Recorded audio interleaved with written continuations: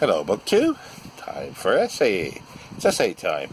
And we're going back to Claude A. Prance's Peppercorn Papers and Miscellany on Books and Book Collecting, published by Golden Head Press Limited, 1964. And this time, it's an essay called From the Farringdon Road Bookstalls. He starts out with two quotations. One's in French, so I will not attempt that.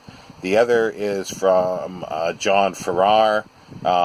He must have did a book as well called Bibliomania. How pure the joy when first my hands unfold the small rare volume black with tarnished gold. The essay goes on. It is said that bibliomaniacal fever generally begins at the bookstall. If so, the book barrows of Farringdon Road have a lot to answer for. There you may browse at will and no one asks you to buy. You would scarcely need to be asked, for the stock is interesting, varied, and changes quickly. Something is always turning up, especially if you are what Autolycus called a snapper-up of unconsidered trifles. A well-known poet of our time has been credited with saying that sooner or later everything he wanted turned up in Farringdon Road. Then there was the delightful atmosphere of old books, almost the smell of old calf, which pervades the area of the barrows, albeit somewhat tempered these days by the odor of petrol from passing cars. But the modern element is banished, as it were, by the shades of the whole host of the great departed, who hover around the bookstalls and, as someone said, point to the vanity of human wishes. The first barrows are thought to have appeared during the 1870s, and by the end of the century, Farringdon Road was regarded as one of the best localities in London for bookstalling. There were then 30 or 40 barrows, and about this number continued well into the present century. The last roar was responsible for the disappearance of most of them, and today there are only 5 barrows left, all belonging to the same owner. Nevertheless, they are worthy of their honorable tradition and are presided over by a young man who produces some astonishing volumes from time to time. Visitors to the barrows are of all types and of both sexes, although men predominate. Lunchtime is the busiest period, and it is then often difficult to get close to the barrows, so great is the press. Some visitors come very frequently, and one sees the same faces day after day, sometimes hopefully arriving with an empty case and going away burdened but happy. One visitor, Robert S. Garnett, has given a picture of this encounter at the bookstalls in the delightful volume Some Book Hunting Adventures. He describes how he obtained, not from the barrows themselves, but from a woman trying to sell the stall holder a set of the old London Magazine, a periodical unrivaled during the golden period of 1820 to 24. He eventually bought the books from the woman whose late husband had been a corrector of the press before then he was a writer himself.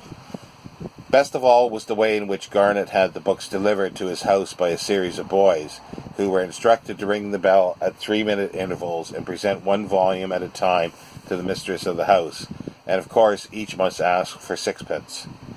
No longer can one buy 2 volumes for a penny, but there are always days when the whole contents of a barrow will be marked 6pence or 9pence a volume.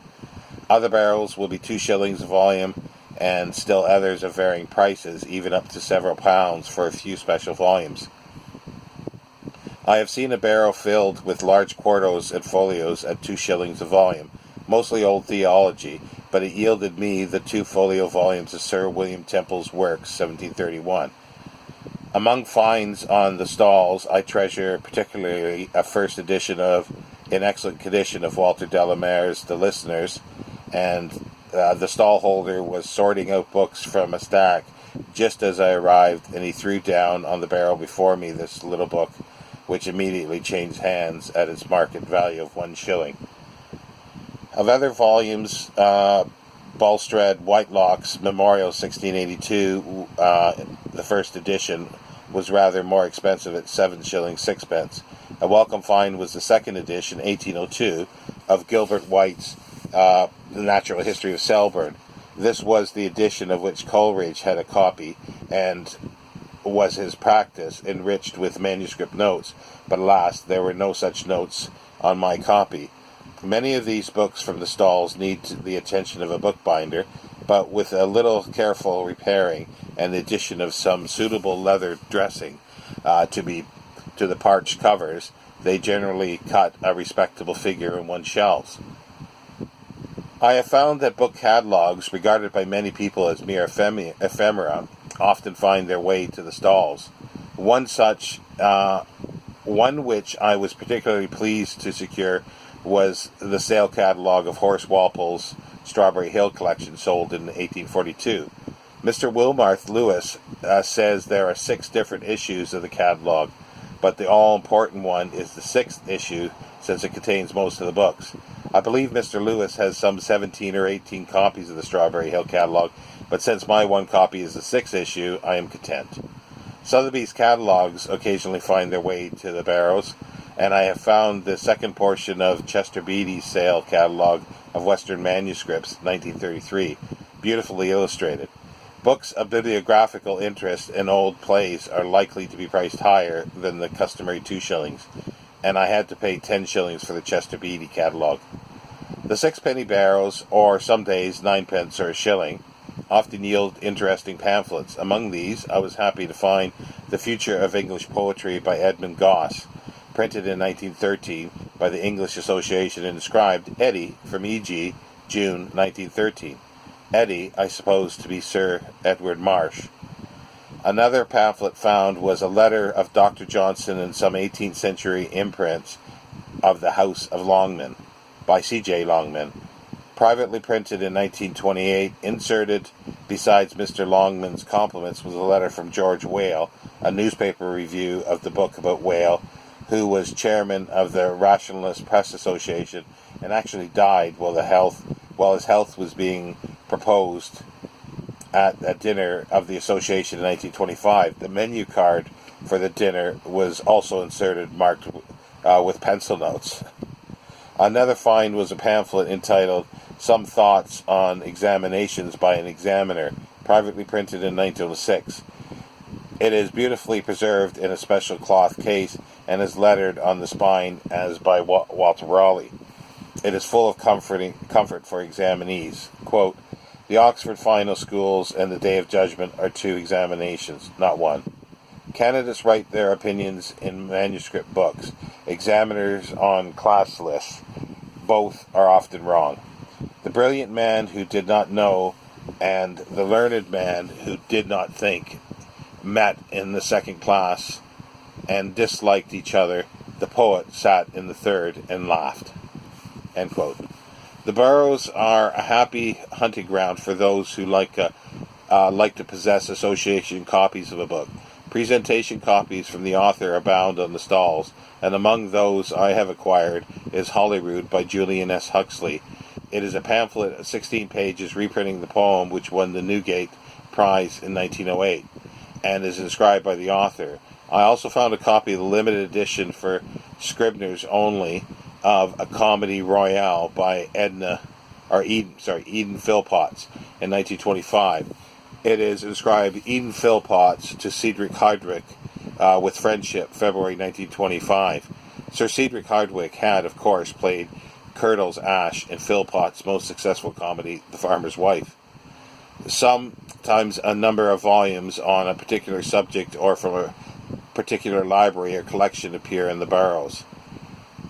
For example, for some weeks there were many volumes on natural history, then discarded volumes from the libraries of the Athenaeum and the National Liberal Club appeared, followed by a deluge of books from Karl Marx's library. Once I saw a volume stamped with the word Parkhurst. It was a small book with which I could have slipped easily into a pocket. At one time, a number of books there bore the initials CHW, undoubtedly relics of the Vice Provost of Worcester College, Oxford.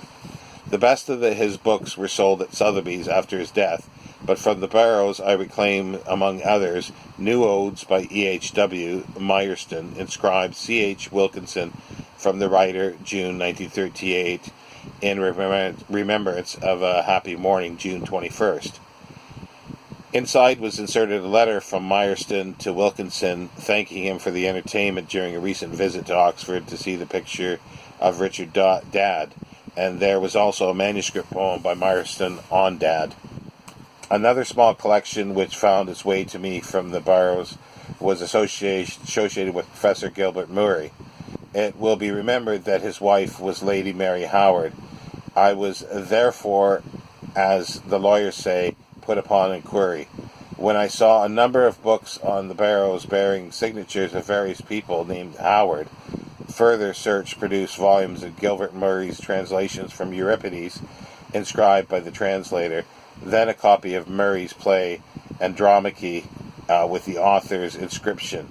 Other volumes followed, and finally a copy of Euripides and his age, also inscribed by the author. It is such days as these that the barrows that draw one back again like a magnet, and do much to aggravate the fever of bibliomania. Some years ago, while reading Philip Goss's delightful Traveller's Rest, I was attracted by the account of books by E.H.A., an author hitherto unknown to me, but whom Goss described as a writer of books on the natural history of India. I was not especially drawn to the subject, but Goss seemed so enthusiastic that I remembered the names of E.H.A.'s books. Within a few weeks I found one of them on the barrows, a naturalist on the prowl. So enchanted was I with it that I looked for others, and sure enough the barrows soon yielded two more, the tribes on my frontier and behind the bungalow. E.H.A. was the pen name used for E.H. Aiken, an Indian civil servant, and I found Goss's eulogy fully justified. To those interested, I would say that copies of E.H.A.'s books still appear on the barrows, and my only regret is that I already have them myself. I must leave such good books there to the hazards of wind and rain. Sometimes the barrows contain treasures other than books, old newspapers, for example. The practice of the stallholder being to break up bound volumes of these and sell the numbers separately at 1 shilling each. Then there are the prints. Not long ago I bought at sixpence each a number of the attractive Bewick woodcuts. In 1963, on a visit to the barrows, at lunch time I encountered there Professor Edmund London, home on leave from Hong Kong University, and diligently collecting prints. He was a frequent visitor to the barrows in the days when he could walk there from Printing House Square. There used to be a bookseller in Paris who dealt only with odd volumes, and he would have nothing to do with any others. In this country, the odd volumes undoubtedly go to Farringdon Road. There they add to the delight of the chase, and while probably some will linger for long periods on one's shelves as widower volumes, there is always the hope of finding a mate for them. From the barrows I have almost completed my set of the Yellow Book. I rescued there 15 of the 16 volumes of the Retrospective Review, so highly praised by Professor Saintsbury, volumes of book prices current, even on occasion numbers of the Book Collectors Quarterly are all sometimes seen on the barrows. A few years ago, the exchange list of the Private Libraries Association yielded me 8 of the 12 volumes of Dodsley's Old Plays 1744. Within a month, I was lucky enough to find 3 of the 4 missing volumes on the barrows. Volume 12 still eludes me. Then there are the odd volumes of works unlikely to appear complete except at very high prices. There is Volume 2 in original boards of an early edition of Lamb's Tales from Shakespeare, and 2 of the 3 volumes, the life and adventures of Guzman de la Freschi, published in 1823, the year of Lamb's Elia, and bearing the signature of his friend Thomas Alsop. Even sumptuous modern sets sometimes become odd, and recently I found 3 out of the 5 volumes of the magnificent Nonsuch Press edition of North's Plutarch. Of course, not all days at the barrows are fruitful, and often one leaves them empty-handed. Worse than this are those occasions when, for some reason or another, a bargain has been missed. I have lingered over a book at the first barrow, and, like Lamb, doubtful between desire and the odd sixpence, or more probably the already overcrowded shelves at home, have put it down and moved to other barrows, only to hasten back after a few minutes, aghast at the foolhardiness which doubted over such a book, to find that it had been acquired by a more appreciative searcher. I remember an attractive reprint of Dame Juliana Berner's Fishing with an Angle, a scarce book which did not seem dear at half a crown, but some imp of mischief impelled me to leave it and move on. I had gone almost within seconds of my lapse. Faced with a situation such as this, I am reminded of a wiser man. When Providence, says Dr. Holmes, throws a good book in my way, I bow to its decree and purchase it as an act of piety.